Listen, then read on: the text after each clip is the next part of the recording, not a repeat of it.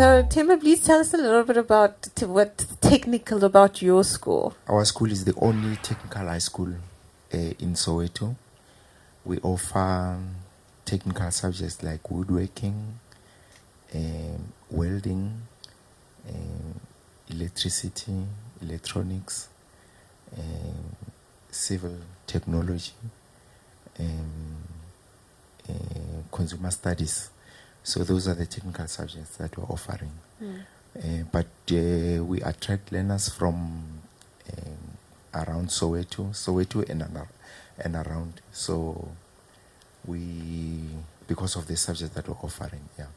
So the challenges maybe that we normally have are issues of late coming, but those we're trying to address.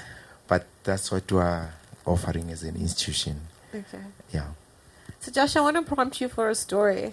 I'm calling it the principal story that happened at your community gathering. The last time we spoke, you told me a story about what happened at your community gathering. And I'm wondering if you'd be willing to share the story with us. So it was quite an interesting evening, the day that I recall in terms of that particular engagement. What happened was Temba was having a meeting with all his parents, and to me Temba's Temba because that's our relationship. If I need to call him, if we have a meeting, it's Temba. So I went to one of these meetings that he was having with the parents to explain a little bit about our plans going forward. And when I got up, I said, Temba and I have been discussing this matter, and this is what we've planned, and this is what we're planning to do. And Bruce is already shaking his head. He knows where this is going. And one of the parents got up and called me out on it and said, excuse me, that's our principal. That's Mr. Ngwenya. That is not Temba. So, it just showed me, I mean, if you see Temba at his school, he's amazing. The respect he commands, the way he engages with his students. Every time I go to the school, there's always something happening. Temba's always rushing around. He's dealing with something. He's got an issue, a crisis. There's often packets of dacha on his desk, not for him. It's probably somebody who's misbehaved around the school grounds. But just, he's such a gentleman. You see Temba here, and he's friendly and he's calm.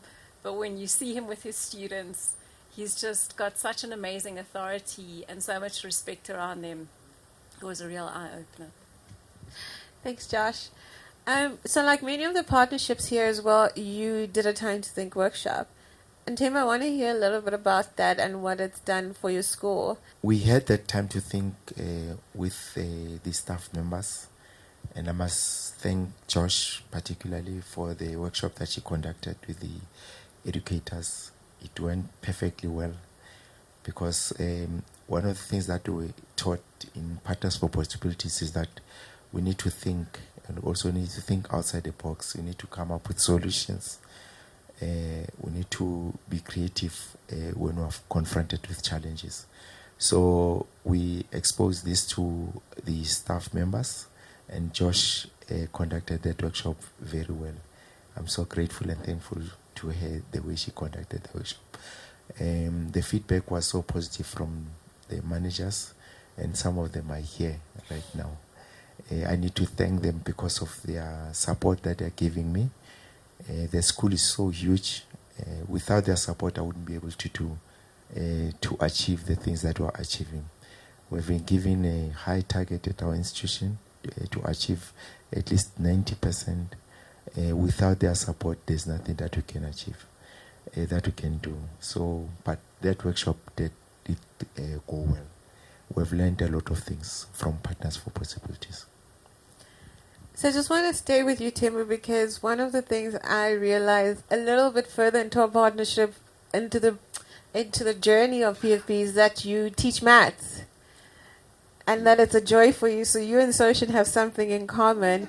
But what's that been like for you in terms of, some of the challenges you face in school, your ability to interact with your learners on a day-to-day basis? Yeah, there's this group that I've been given, and they say that it's a problematic group, notorious children, that they are actually not doing work and all that. Then I said, no, it's fine, I'll try and teach them. And then I tried to instill some discipline in the class. They were well behaved, they are okay even now. So they do my work. It's only one or two that I still need to shape, put on the right course, and then try and engage the parents. But it has been fun. I've enjoyed the classes. I've actually marked, and they've shown some improvement. Even the first term, their results have actually improved as compared to the other classes. So it has been a joy teaching those grade 8s, and I've actually missed a lot not teaching. So this year, I'm so grateful to Mem Masia and Mem Kafula for giving me those classes. Thank you. Thanks. So Josh, just a question. We saw pictures of the garden that you're working on. What is the intention, what is the purpose of the garden that you're working on, the vegetable garden? What do you want to accomplish with it? So I think the garden's got a number of different aims and objectives. I think it's to get the kids more involved in terms of just feeling proud about achieving something with regards to growing their own food, then using it in terms of cooking meals, because they cook meals at the school. Also gives them a sense of accomplishment, also getting the community involved in assisting with that particular garden as well. And I think it'll go a long way for many different skills for the kids and for the community as well. So your gifts from the group, so Timber, they said you're determined, responsible, calm, you have rekindled our fire. Gonna have to ask you about that later, but Josh, they say you're strong-minded, perfect handwriting, selfless, comforting, and yes, like Nomatemba, that smile is what they said about you. So thank you very much.